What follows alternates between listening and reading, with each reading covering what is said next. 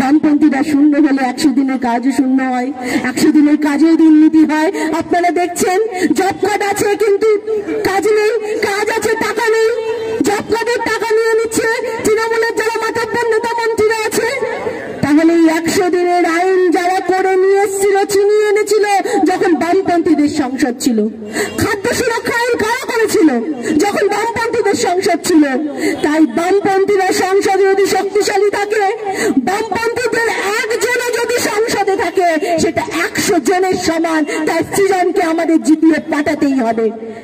আপনি নির্বাচনে ভোট দেওয়ার সময় আপনি ভাববেন আমি 500 টাকা পেলাম না 1000 টাকা পেলাম। আপনি ভাববেন যে আমি বাবা তৃণমূলকে ভোট দেবো, বিজেপিকে ভোট দেবো, আর তারপরে আপনি শিক্ষিত ছেলে মেয়েগুলোকে হারিয়ে দিয়ে এসব চোর ছাচোর ডাকাতদেরকে জেতাবেন, আর তারপরে কাঁদবেন কেন জিনিসের দাম বাড়লো, কেন বেকারদের চাকরি নেই, কেন আমার ছেলে মেয়েটা ওষুধ খাওয়াচ্ছে তার জ্বর কমলো না। আমরা বলবো তাতে কিছু হবে না বন্ধু, সিদ্ধান্ত এখন নিতে হবে। এমন দিন আসছে যদি আপনি এবার সঠিক সিদ্ধান্ত না নেন তাহলে আগামী দিনে দেশের নির্বাচনটাই আর হবে না। হয়তো আপনি হয়তো আর ভোট দিতেই পারবেন না, আপনার ভোট দেওয়ার অধিকারই থাকবে না।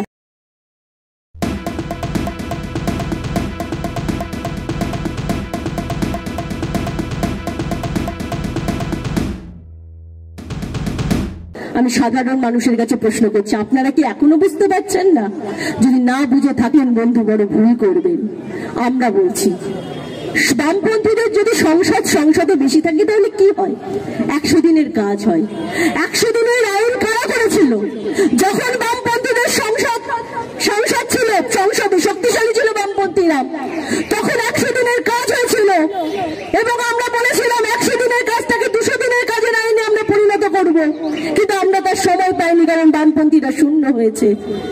বামপন্থীরা শূন্য হলে 100 দিনের কাজও শূন্য হয়, 100 দিনের কাজেও দুর্নীতি হয়। আপনারা দেখছেন জব কার্ড আছে কিন্তু কাজ নেই, কাজ আছে টাকা নেই। জব কার্ডের টাকা নিয়ে নিচ্ছে তৃণমূলের যারা মাতব্বর নেতা মন্ত্রীরা আছে।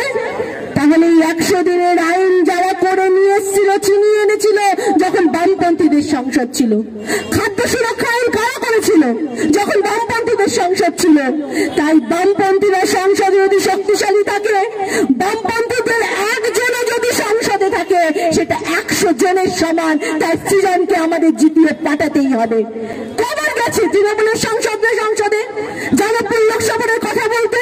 টিকটক করে সময় পেলে তো তারা সংসদে যাবে। কোনো বক্তব্য রেখেছে একবারও গিয়ে? সৃজনকে পাঠাতে হবে। আমার আপনার কথাগুলো ওখানে গিয়ে তুলবে কে? আমরা বলছি 26,000 টাকা মজুরি দিতে হবে। আমরা বলেছি অসংগঠিত ক্ষেত্রে যারা আছে তাদের কথাগুলো তুলবে কে? আমরা বলছি মহিলাদের নিরাপত্তার ব্যবস্থা হবে। পাড়ায় পাড়ায় হচ্ছে সেই আত্মসুরক্ষা বাহিনী তৈরি হবে, আত্মমর্যাদা বাহিনী তৈরি হবে। এই কথাগুলো কে তুলবে যদি সৃজন দীপশিতারা সংসদে না যায়? তাহলে আপনাকে বুঝতে হবে, আপনি নির্বাচনে ভোট দেওয়ার সময় আপনি ভাববেন আমি 500 টাকা পেলাম না 1000 টাকা পেলাম। আপনি ভাববেন যে আমি বাবা তৃণমূলকে ভোট দেবো, বিজেপিকে ভোট দেবো, আর তারপরে আপনি শিক্ষিত ছেলে মেয়েগুলোকে হারিয়ে দিয়ে এসব চোর ছাচোর ডাকাতদেরকে জেতাবেন, আর তারপরে কাঁদবেন কেন জিনিসের দাম বাড়লো, কেন বেকারদের চাকরি নেই, কেন আমার ছেলে মেয়েটা ওষুধ খাওয়াচ্ছে তার জ্বর কমলো না। আমরা বলবো তাতে কিছু হবে না বন্ধু, সিদ্ধান্ত এখন নিতে হবে। সিদ্ধান্ত এখন নিতে হবে। আপনি যদি চোর ছাচোর ডাকাতদের ভোট দেন তাহলে যা হবে তাই হবে, সেটা আপনাকেই মেনে নিতে হবে। আর আপনি যদি মনে করেন না এই শিক্ষিত ছেলে মেয়েগুলোকে ভোট দেবো, এদেরকে জিতাবো, এরা আমার কথা সংসদে গিয়ে বলতে পারবে, লড়াই করবে, তাহলে আপনারা তাকে ভোট দেবেন। তাহলে আপনি ভালো থাকবেন কি থাকবেন না সেটা কিন্তু আপনার উপর নির্ভর করবে। আপনি সৃজনকে ভোট দিলে সৃজনের কোনো উন্নয়ন হবে না। সৃজন কালকে গাড়ি হাঁকিয়ে ঘুরে বেড়াবে না, ওর বাড়িতে 5 তলা থেকে 5 তলা 6 তলা 14 তলা হয়ে যাবে না।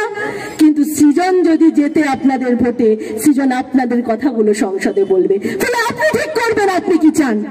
আপনি যদি চান এই দেশটা ভালো থাকুক, দেশের সংবিধানকে যারা শেষ করে দিচ্ছে আপনি তাদেরকে ভোট দেবেন। মানে আগামী দিনে এমন দিন আসছে যদি আপনি এবার সঠিক সিদ্ধান্ত না নেন তাহলে আগামী দিনে দেশের নির্বাচনটাই আর হবে না। হয়তো আপনি হয়তো আর ভোট দিতেই পারবেন না, আপনার ভোট দেওয়ার অধিকারই থাকবে না। প্লিজ চুরি করবেন না।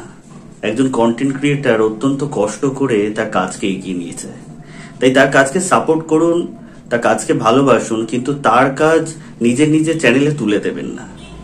কারণ জানবেন পাইরেসি কিন্তু একটা অত্যন্ত দণ্ডনীয় অপরাধ। আপনারা দেখছেন আওয়াজ, রোজকারের হক কথা।